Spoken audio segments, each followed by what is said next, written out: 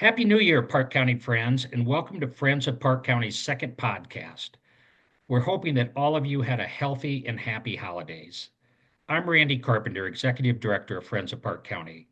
Friends of Park County is focused on how we manage growth here in Park County in a way that protects our most precious assets, our communities, our water, our agricultural land, and our wildlife.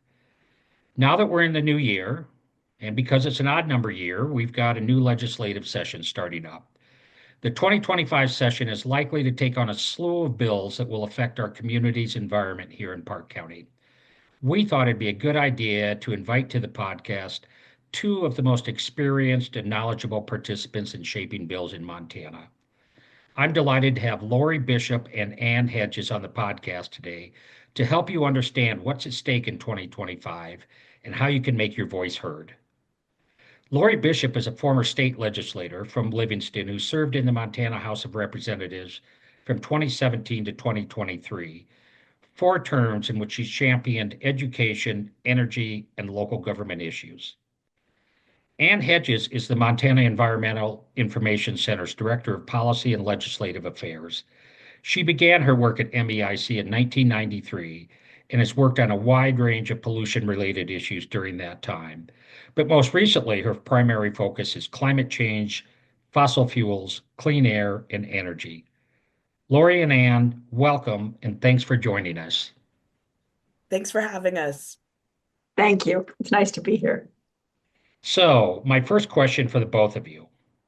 Give us your take on what bills we'll see this session, especially those bills that will impact the environment, land use, and communities of Park County. I'll start with Ann.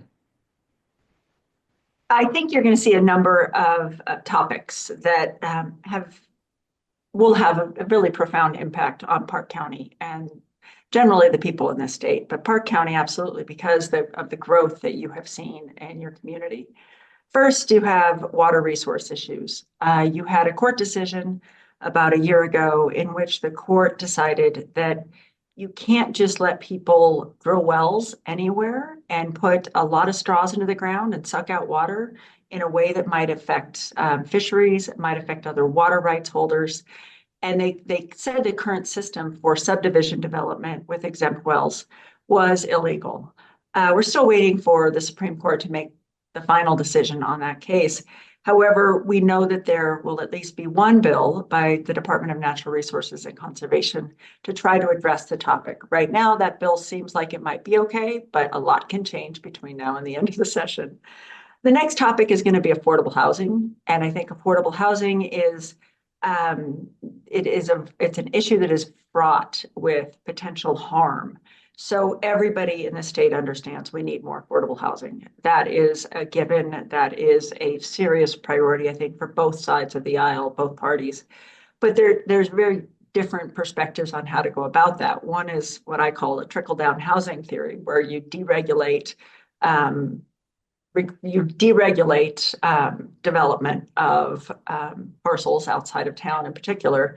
And you assume that wealthy people will move into those houses and leave their houses available for somebody of a slightly lower income, and it trickles down to low income eventually.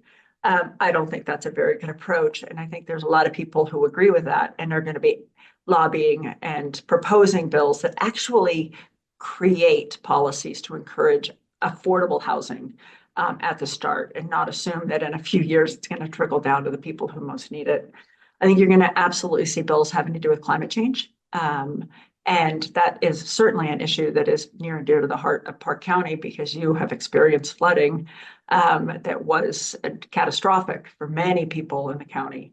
And the climate crisis is only getting worse. You know, you have California wildfires going on today and they're running out of water, is what we just heard. Firefighters are running out of water. So climate change is going to be a hot topic this session. And finally, I would say if people are worried about housing, they're probably also worried about their utility bills and having to pay the rising costs of their electricity rates. And that is absolutely going to be a topic of a lot of contention this session is what type of regulation are we going to subject our monopoly utility to? And what are we going to let them do and charge those costs on to us without the oversight of the Public Service Commission? So I would say those are some of the hottest topics we're going to be looking at the Montana Environmental Information Center. And just to be clear, when you were talking about these wells that really subsidize rural sprawl, you're talking about exempt wells, right? Correct. That's right. They're exempt from the regular water rights process. Yeah, and that is a topic that we covered in some depth with Guy Alcenser on our first podcast. He, of course, um, really led the charge for that, landmark uh, court ruling last spring. And affordable housing, I agree with what you're saying, Ann, and it's our position that affordable housing, we definitely need more, but affordable housing can't be done in rural areas. That's just the way it is. And so we're concerned that any affordable housing bills will just, once again, subsidize rural growth when really affordable housing should be happening in our cities. It should be happening where we have infrastructure to support that development, Exactly. where we Yeah. have sewer and water, and there are transit options available for kids to get to Right. school and people to get to work. Right. Oh, Lori, I think you've been reading the tea leaves. You've got so many connections in the legislature and surrounding the legislature. What are you seeing coming up here in 2025?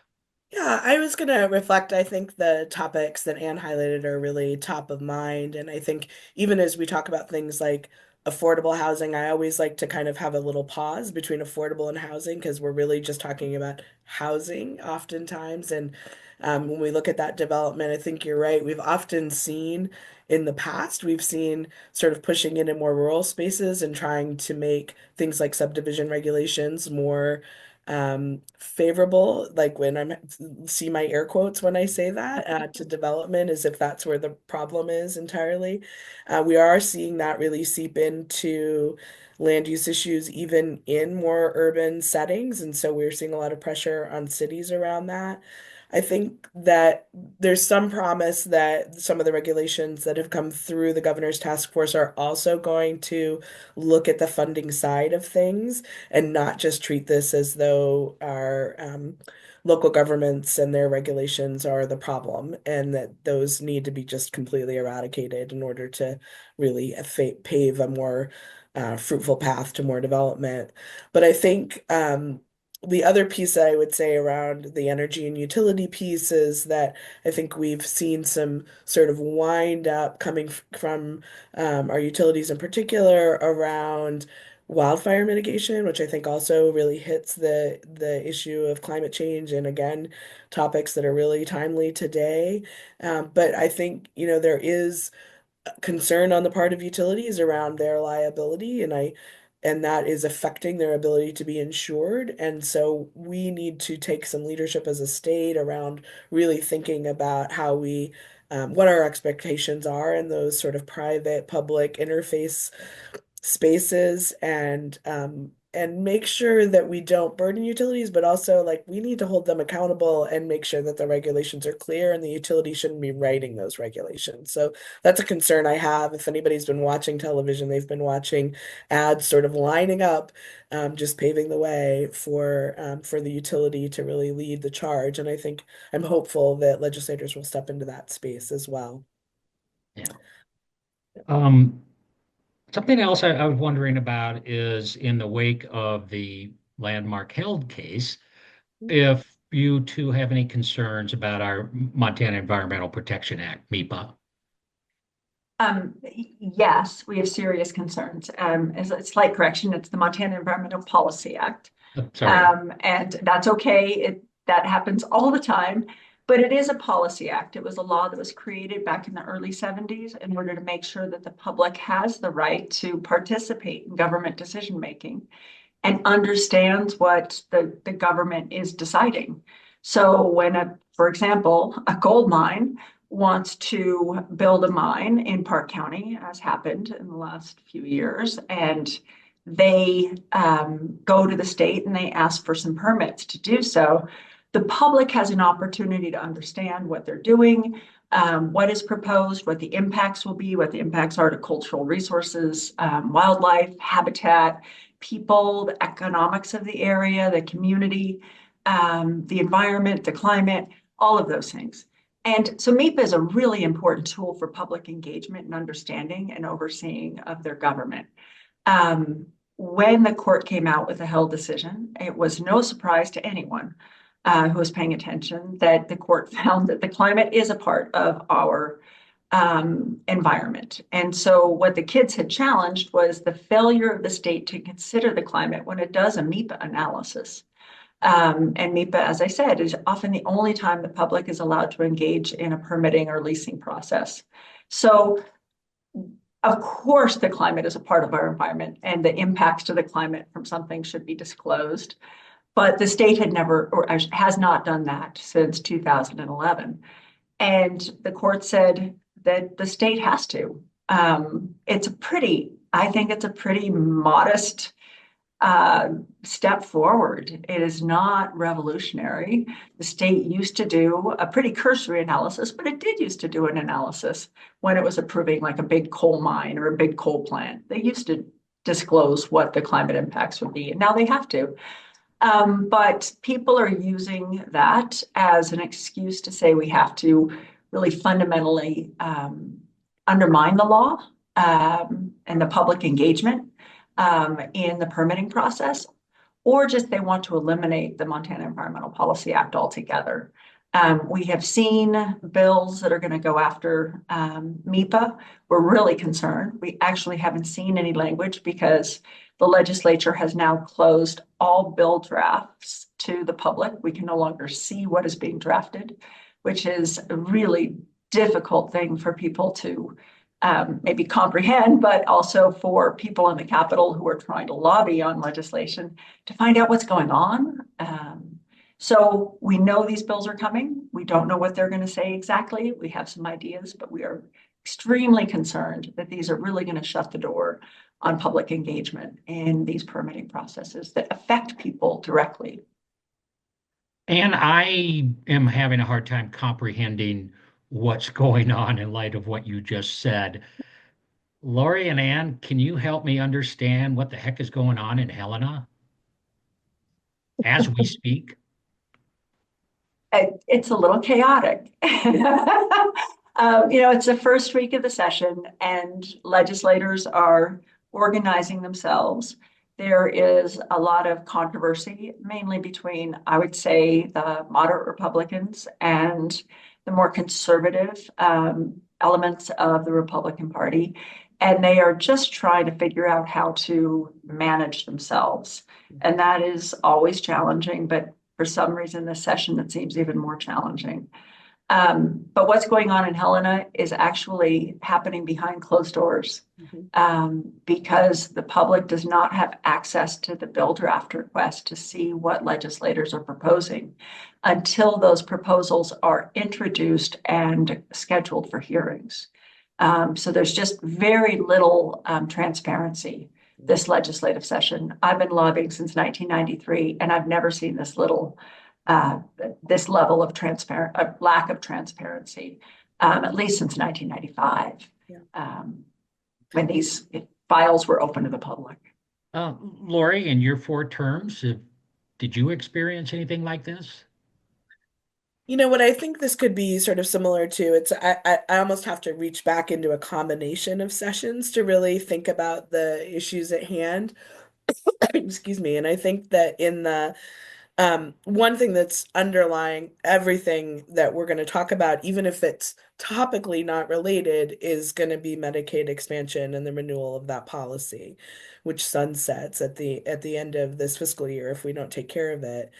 And while that seems so unrelated, it is the big elephant in every single room in every corner of the Capitol. And the effect that that has for legislators starts on day one. Actually, it started even before day one. And it will run, I promise you, up until the last day of the session. And it will be something that is being held over and underlying everything that happens. So legislators are having to make decisions, and legislators in leadership positions in the majority party are probably trying to use that leadership privilege to really try to orchestrate and calm or blow up as much as they want to as they move along that path.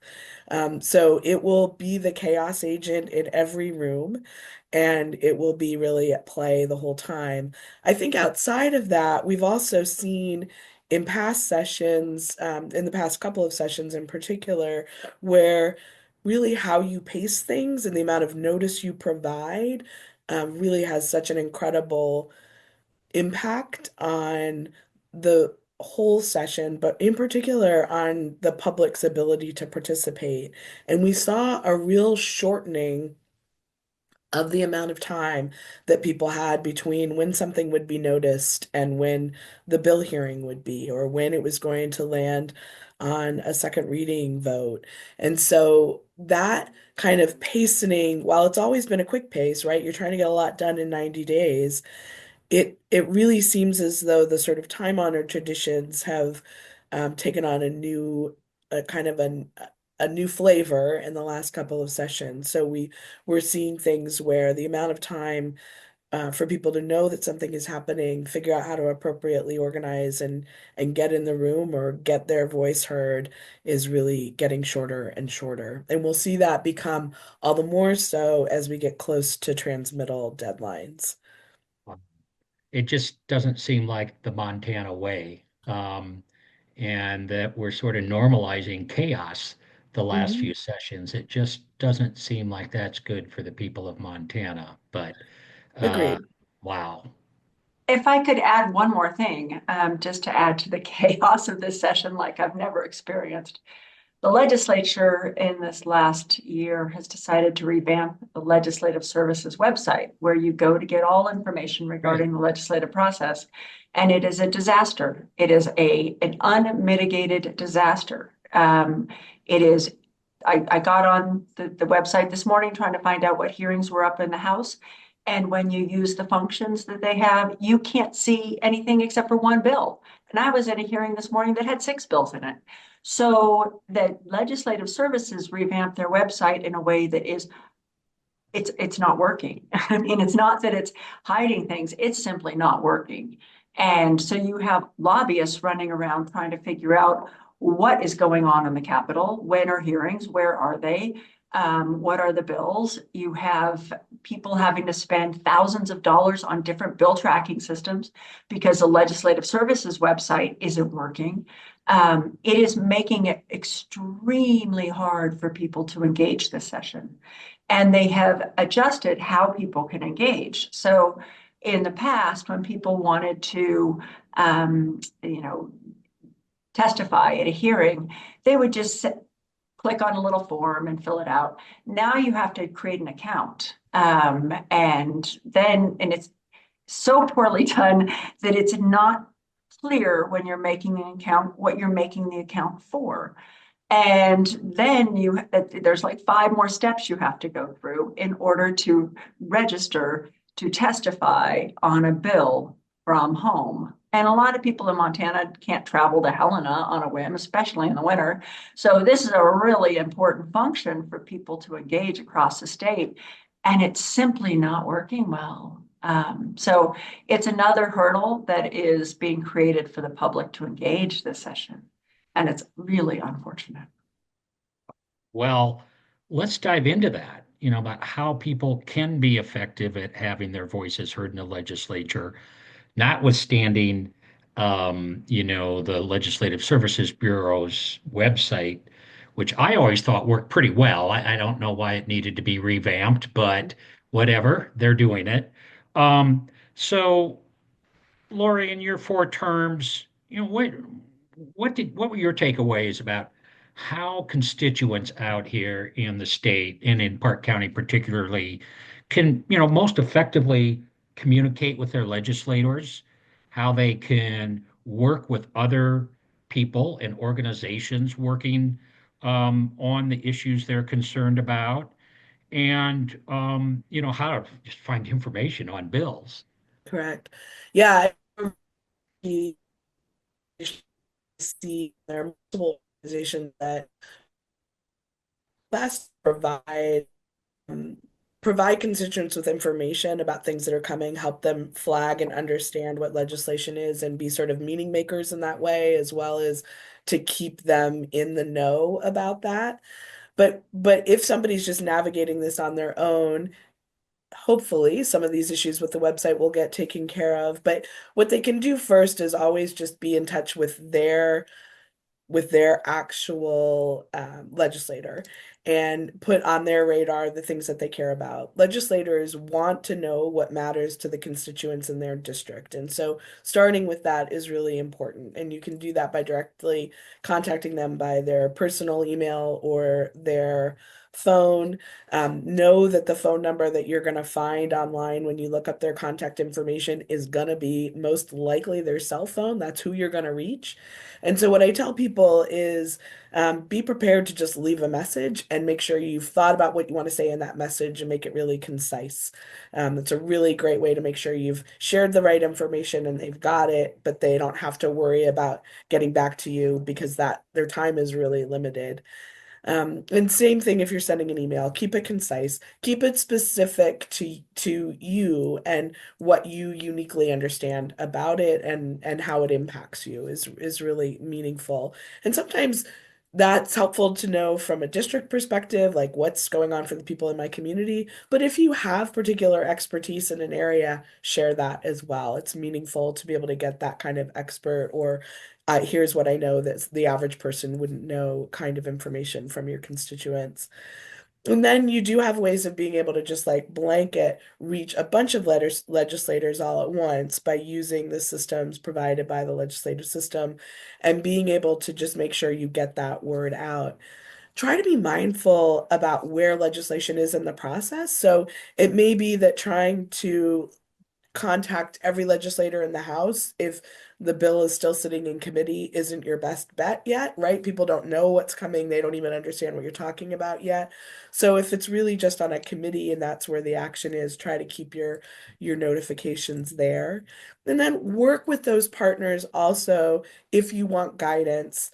To see like what are the things that I can say that might be most helpful. If I'm going to say, come to Helena and I want to show up at a hearing, help me craft my message so that if we have a short amount of time, I'm making the right points that might not otherwise get made. Yeah, that seems so crucial, being concise and recognizing just how busy legislators are there. I mean, I just can't imagine, Lori, how difficult it must be to stay on top of bills, to lead on bills, Mhm. and at the same time, communicate with your, thousands and thousands of constituents out there.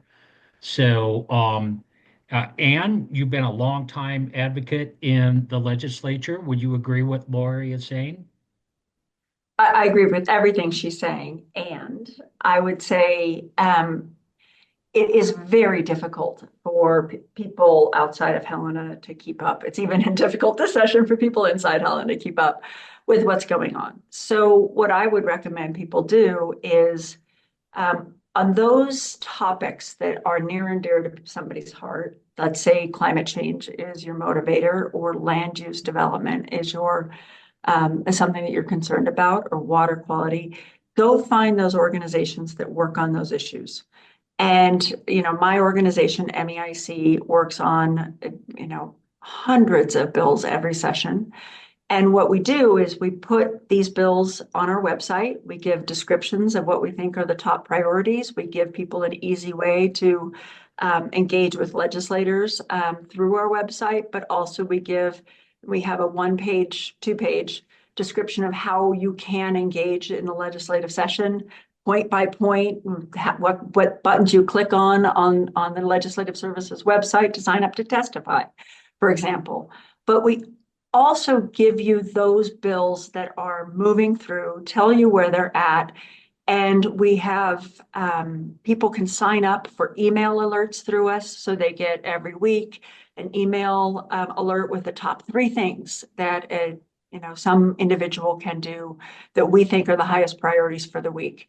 We also do webinars. Once a week, we do a webinar for people who are interested. All of this is free. Doesn't cost anybody any money, but you can learn more through our webinars. I know other organizations do the exact same things as we do.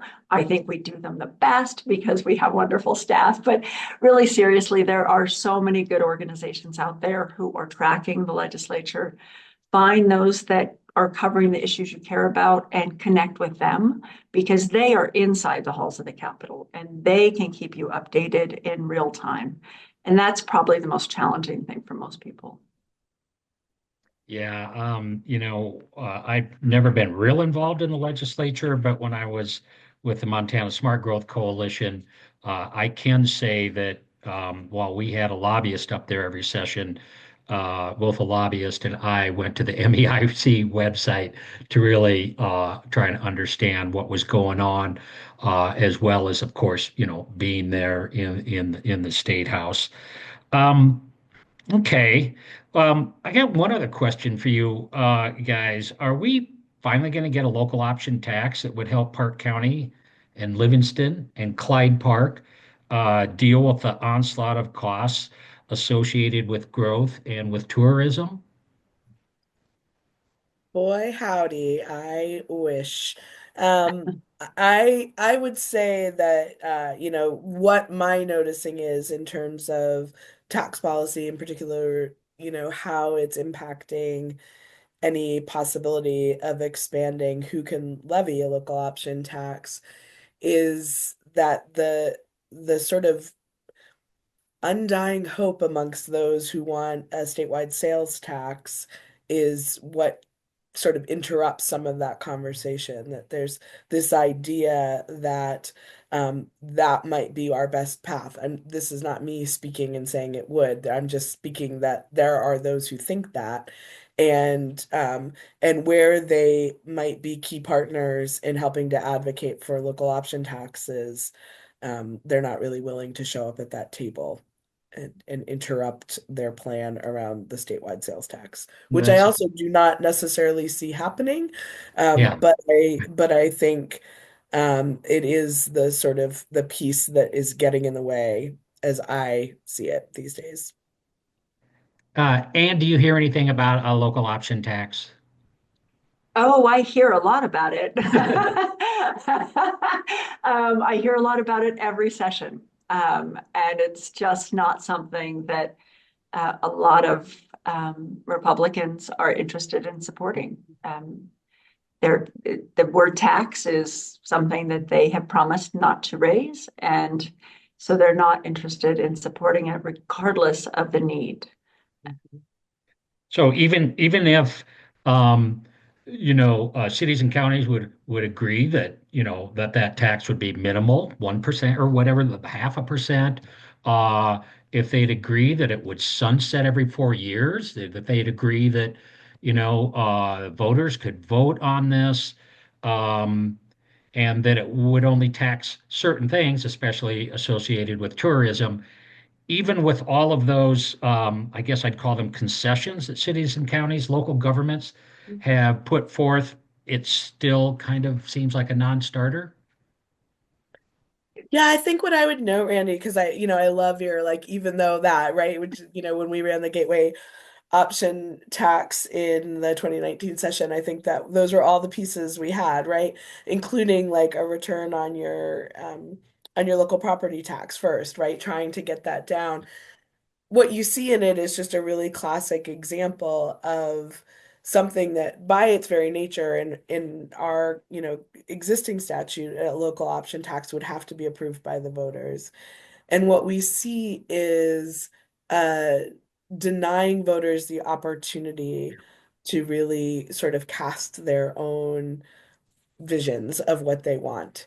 And even with that local voice being so central to the process, we see it being interrupted. And it's not the only policy area that we see that happening, but it is frustrating when legislators are getting in the way of communities meeting their own needs, and then furthermore, sort of vilifying local governments for meeting the needs that state government is not meeting by when they do have the options of raising their own taxes through various levers. We see a lot of villainization of that. So it's frustrating. I wish that our state government would fully meet the needs of our local communities, and then maybe we wouldn't need to talk about a local option sales tax. But meanwhile, they take away the option to even be able to meet our own needs as we go. Hey, do you two see anything else? Do you have anything else to add? Something that I've Uh, missed? I think probably the thing that really impacts every single person in the state that is going to be a very, very central theme this legislative session is undermining the judicial branch. Our founders created 3 branches of government to check each other, to balance each other out, to make sure that there wasn't a disproportionate impact on people from any one branch of government. And the judicial branch was supposed to rein in the other 2 when they started interfering with people's rights or undermining people's constitutional rights. And that is what the judicial branch is called on to do. It is what the judicial branch does at the state level and at the federal level. But what we're seeing now is this disagreement with the judicial branch having authority over the legislature.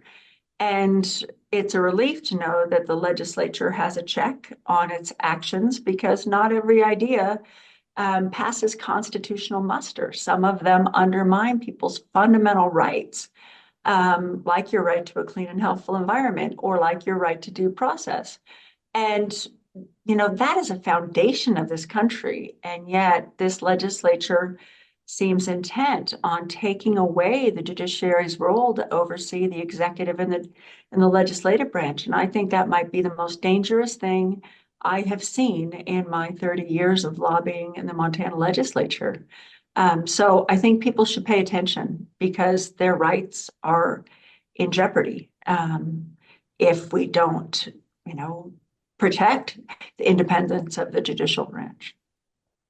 Lori, would you concur? I would, and having served 4 sessions on the Judiciary Committee in the House, I would say that, I agree. The writing has been on the wall throughout the interim that there is going to be a continued attack on the judiciary as an independent part of our government. I think that where I have a little bit of hope in that regard is when those attacks first started in 2021, I think there were many of us who were really literally caught off guard, like just did not see that full onslaught coming in that session, and the ability to be prepared for it. You could definitely feel everyone was scrambling, and even with our scramble, we had some moderate success in being able to hold back the most egregious pieces of it. Not everything, but much of it. And in the 23 session, you saw everyone kind of coming in much more on point and ready for those discussions.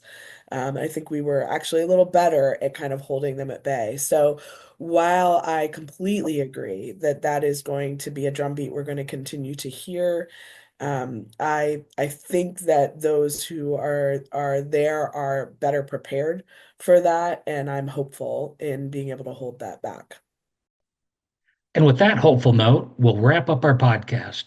Thanks so much to Ann and Lori for your incredible insight. It is much appreciated. To all of our listeners, I'd appreciate it if you'd like and subscribe to us on social media and visit our website at friendsofparkcounty.org, where you can find this podcast as well as on Facebook. Finally, I'd like to thank our supporters who make our work possible. We are deeply grateful. So until the next podcast, have a great day. Thank you.